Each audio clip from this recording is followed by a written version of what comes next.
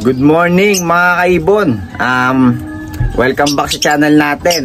For today's video, yun, sisilipin natin yung nest box ng mga ibon natin, no? Kung may mga nangitlog na ba sa mga ibon natin. So yun, tara, samahan nyo ako mga kaibon.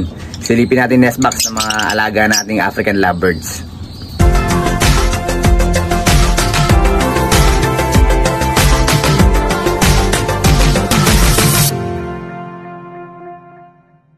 Unahin na natin dito mga kaibon, no, yung may inakay natin na Opaline Dilute project. Yung blue Opaline Dilute natin, possible split tail fallow, saka yung Parblo Opaline natin na possible split dilute naman. Check natin yung mga inakay nila kung okay pa.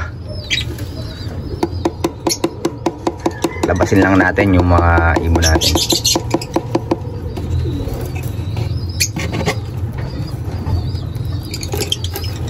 Yun, lumabas na yung hen natin. Yan. Tsaka yung cock natin ito. So yun mga kaibon, no, dalawa na lang yung natira sa mga inakay nila. Dahil nung minsan na-dead yung dalawang inakay, no. Hindi na natin na-vlog pero na-dead yung dalawang inakay nila, yung dalawang maliit. Siguro nadaganan nung mga ano, nung mga mas nauna. Kaya na-dead yung dalawa. Kaya eto na lang natira ngayon. Dalawa na lang. So, hindi pa natin makita kung anong kulay sila, no? Pero parang blue series silang pareho eh. Sana may mag-par blue, no? Tsaka may mag visual na dilute sa kanila, no? Yun lang yung natira sa mga inakay natin, dalawa. Tapos, isunod natin tong ano, Opapili Follow project natin. Nag-stop breeding to, di ba? Pero sa tingin ko nag-nesting na ulit yung hen dito. Kaya silipin natin nest box kung may itlog na sila, no? Katukin lang natin.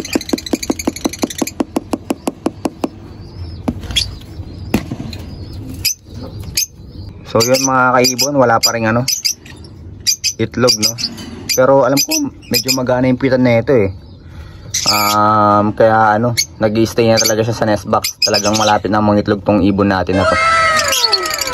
Palabas na talaga yung itlog niya. Kaya madalang ko na siyang makita ano eh, sa labas ng ano eh, ng nest box nila. Tapos etong Crimino Opaline project natin mga kaibon, no. Alam ko medyo magana rin yung pitan nung hen natin dito. Etong Parblo Opaline natin na possible split ino. Ang kagandahan nito, yung kapatid nito kay Sel Melchor, no, nakapisa na ng ano, ng itlog. Tapos may visual na dalawa, yun. Sana congrats kay Sir Melchor Advincula, no. Sana ano, Crimino na pinapalabas niya, no, Crimino Opaline. So yun, sana makapagpalabas din tayo dito sa ano natin, sa regalo niyang ibon sa atin, no. Alam ko medyo magana rin yung pitan nito eh. Check din natin nest box nila para makasigurado tayo. Yun mga kaibon, wala pa rin ano, itlog. Wala pa rin, no. Pero malapit nang mangitlog to. Medyo magana yung pitan nito eh, nung hen natin dito. Tapos itong isang Crimino Opaline project natin, wala pa rin itlog to, no. Kakasilip lang natin to nung minsan, wala pa rin itlog. Tapos medyo maselan yung hen natin dito eh. Pero medyo magana rin yung pitan niya. Siguro sabay-sabay talaga mangingitlog itong mga ibon natin. Kaya ano, nakikita ko na nagne-nesting din to eh. Nesting na rin itong hen natin dito. Itong white bull split ino natin. Check naman natin itong ano, nabili nating ano, personata dun sa ano, no, sa JMB. Sa tingin ko mas unang mangingitlog to eh, dahil mas maga yung pitan ng hen dito. Palabasin lang natin yung hen natin. Ayan yung hen natin. Ayan, kung mapapansin nyo yung pitan niya, laglag na. Hindi ko alam kung nangitlog na eh. Kaya tignan natin yung nest box. Yun, wala pa rin itlog pero sa tingin ko mas unang mangingitlog tong ano natin dito. Bio personata natin. Ay yung mauve personata natin. Yung laglag na talaga yung pitan niya, oh. Ayun, oh. Papansin niyo yun. Tapos dito sa Lutino Opaline project natin, no, yung green opa natin, split inos, tsaka yung Lutino hen natin. Check din natin nest box nila.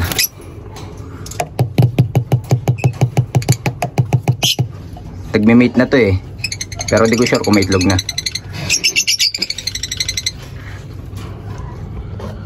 Wala pa rin itlog.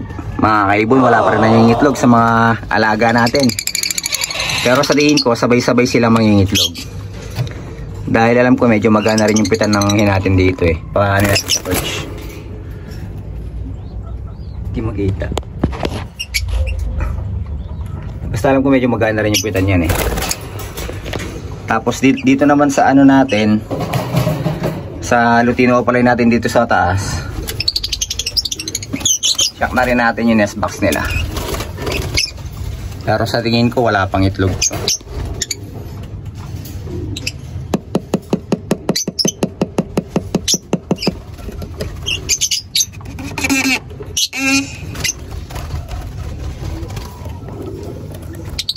Ay meron na mga ibon. Yung di natin ine-expect, yung pa yung may itlog, eh, no? May isang itlog na mga kaibon. Yung ano natin dito, Lutino Opaline project natin, may itlog na pala. Kung sino pa yung hindi natin ine-expect na may itlog kagad, yun yung nagkaroon ng itlog kagad, no? Pag-iibon nga naman. So yun, good news. May itlog na itong Lutino Opaline project natin. Sana magkaroon na ulit ng visual, no? At mabuhay naman nila ngayong ano, clutch na to. Tapos dito naman sa Red Factor Opaline project natin mga kaibon, no? Itong blue split opa stock natin na post RF, post tail follow, post dilute. Tsaka yung green new wing opa natin na post RF, no? Green new wing opa, post RF, post tail follow din. Nakasarado pa yung nest box nila. Ayan, no? Nakasarado pa dahil ano, hindi pa ako sure kung banded na talaga sila eh. Kaya nakasarado pa. Kasi pag binuksan ko yan, baka bugbugin ng hen yung kak natin. Sayang naman, no? Madededs yung kak natin. Kaya yun, nakasara pa. Kapag siguro mga isang linggo pa at di pa sila nagband, ibabalik ko to dun sa kapares niya na green, no? Na green split opa, post RF, post tail follow, post dilute. Yung dating kapares na itong hen natin. Tapos ito naman yung isa sa Red Factor Opaline project natin, no? Itong dating kapares ng green new wing natin na hen. Itong green split opa na post RF, post PF, post dilute, no? Na proven na kak na pinares naman natin dun sa ano, yun yung ano natin,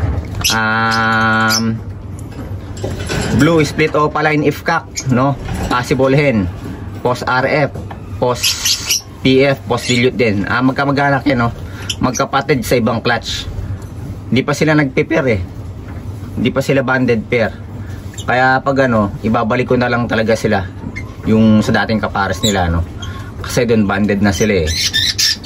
Kaya lang kasi hindi nagpo-fertile, no? Yung itlog nung RF natin, dalawang beses di nag-fertile kaya binaklas ko eh. Pero pag di pa rin talaga ano, nagband. Tagal ko na kasi silang sinasalang eh. Tagal ko na silang pinagpapares, ayaw magband talaga. Pag di pa rin nagband, yun, babalik na natin sa mga dating kapares nila yung mga ibon natin. Tapos ito naman yung mga parakits natin, no? Bagong alaga natin, yung pinahiram sa atin ng bayaw ko, itong Lutino hen na parakit, tsaka itong Cremino naman nakak na parakit, no? Nakikita ko nagme-mate na sila mga kaibon, no? Nagme-mate na itong ano natin, mga parakit natin. Kaya siguro ano, hindi magtatagal, mangingitlog na rin itong mga to. Binuksan ko na rin nest box nila eh, no? Binuksan ko na para sakali mag-breed sila agad. So yun mga kaibon, mga kalapatids, in-update ko lang kayo dito sa mga alaga nating African lovebirds, no? Kung sino pa yung hindi natin inaasahan ng mangingitlog, yun pa yung nagkaroon ng itlog. Tapos ano, no, yung nesting material nila na nilagay ko, tinanggal nila, no? Tinanggal ng hen, kinalkal niya, kaya nangahulog sa baba. Tapos baka bibigyan na lang natin siya ng malunggay para mag-nesting siya. para pag napisa yung mga itlog nila, di mas play leg yung mga anak nila. So yun mga kaibon, mga kalapatids, hanggang dito na lang yung vlog natin para ngayong araw na to.